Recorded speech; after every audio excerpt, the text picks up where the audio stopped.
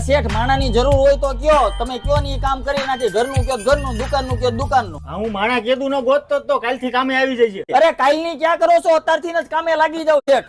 મારો દીકરો આ તો 5G કારીગર નીકળો. શેઠ આ દુકાન છે કે ચકલી ચોરો? હા વામ હોય. હાલો હરખું કરી નાખું છું.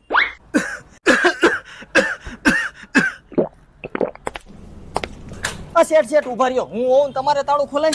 તું ક્યારે આવ્યો? ત્યારું નો શેઠ. હાલો અંદર બી આવ. મારી બેટી ખંજવાળ બહુ આવે.